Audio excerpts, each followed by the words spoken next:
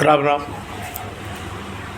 मी advocate Ramesh Rajurkar Nandigram YouTube चॅनलवर आपलं हार्दिक स्वागत करतो. आजचा विषय आहे अमेरिकेचे राष्ट्राध्यक्ष डोनाल्ड ट्रम्प. डोनाल्ड ट्रम्प यांनी सगळ्या जगातल्या देशांवर टेरिफ लावलेलं आहे.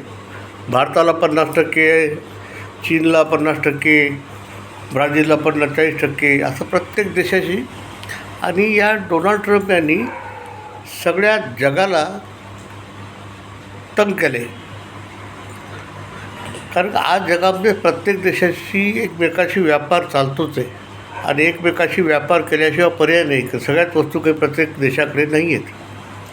पण ट्रम्प तात्या निवडून आले तेव्हा असं वाटलं होतं की काहीतरी जगासाठी चांगलं करतील, पण हे जगाची वाट लावण्यावर दिसायलीच. ते स्वतःला तर जगाचे बॉस समजायले. कोणती गोष्ट केली की युक्रेन रशिया युद्ध बंद करावं, रशियाला धमकी.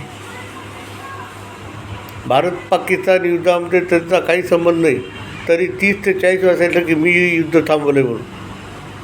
आता प्रत्येक गोष्टीमध्ये त्याला असं वाटतं की मीच करतो आहे, मीच करणार, मीच बॉस आहे जगाचा आणि मी म्हणलं ते झालं पाहिजे, माझं सगळ्यांनी ऐकलं पाहिजे. अशा प्रकारची अरेरावी, उद्धटवर्तन आणि दादागिरी हा माणूस करतो आहे. आपल्याकडे म्हण आहे ना, 60 नाठी. ती 60 नाठी झालेली यायच्यात 75-80 वय झाले. या माणसानं क्रिप्टोकरन्सीवर अमेरिकेमध्ये बंदी घातली आणि सगळ्यात जास्त क्रिप्टोकरन्सी याच्या परिवारानं, याच्या नातेवाईकांनं, याच्या मित्रांनी खरेदी केलेली आहे. ज्या पाकिस्तान देशाला पैसे देऊन मदत करून आज की वर्ष पोचलं, बरोबर त्या अमेरिका पाकिस्तानच्या जवळ गेली. त्या आसिम मुनीरला जेवायला बोलवलं आणि तो काय आता बॉस बोलो क्या करना आहे अशा आविर्भावामध्ये तिथं एकदा गेला, दुसऱ्यांदा गेला आहे. पाकिस्तानचे जेवढे काही नेते आणि मिलिटरीचे प्रमुख राहिलेले आहेत त्यांनी त्या पाकिस्तानला विकलेलं आहे. त्यांना फक्त स्वतःचा फायदा पाहिजे. पाकिस्तानच्या जनतेचं काही झालं तरी काही देणं नाही आहे. हे आजपर्यंत इतिहास आहे आणि बऱ्याच लोकांना, पाकिस्तानच्या जनतेला माहिती की हे लोक काय आहेत ते. त्यांनी भारताला धमकी दिली. भारताशी चांगले संबंध असताना, मोदीशी चांगली मैत्री असतानाही भारताला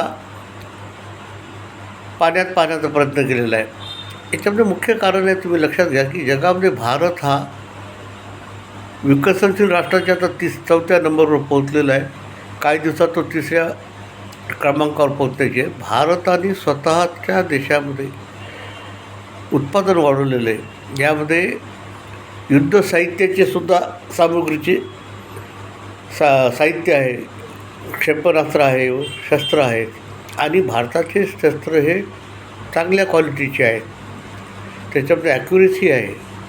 आणि अमेरिकेला अशी भीती पडली की बा भारत पुढे जातो आहे, भारत प्रगती करतो आहे, म्हणून भारताच्या विरुद्ध षडयंत्र करून भारताची प्रगती खुंटवायची, खोटे नाटे आरोप करायचे आणि ज्यामुळे भारताचं नुकसान व्हावं, भारताची आर्थिक प्रगती खुंटावी, अशा प्रकारचं धोरण ट्रम्पनं घेतले. पण ट्रम्प ज्या पद्धतीनं चालले ते ट्रम्प जगाचं तर नुकसान करतायत, पण स्वतःच्या अमेरिकेचंही नुकसान करतायत.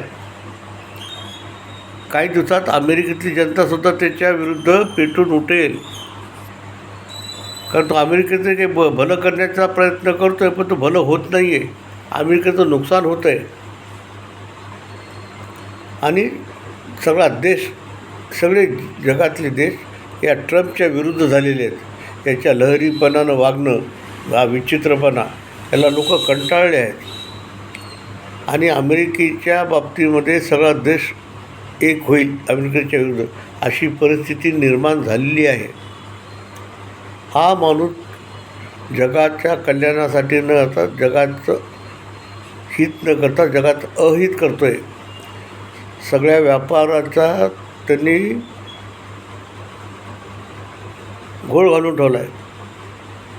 आणि कोणताही देश, ब्राझीलसारखा देश, तो म्हणतो की मी अमेरिकेच्या राष्ट्राध्यक्ष ट्रम्पला बोलणार नाही, मी भारताचा पंतप्रधान मोदी आणि रशियाचे पुतीन यांना बोलत, अशा प्रकारचं स्टँड घेतो ब्राझील देश. आणि सगळेच लोक या ट्रम्पच्या वागण्याला कंटाळले आहेत, त्रस्त झालेले आहेत. आणि येत्या काळामध्ये आपल्याला दिसेल की डॉलरसुद्धा खाली उतरेल. अमेरिकेमध्ये शेअर मार्केटसुद्धा मोठ्या प्रमाणात क्रॅश होईल आणि अमेरिकेचं तर नुकसान होईल, जगाचं नुकसान करण्याचा हा माणूस प्रयत्न करतो.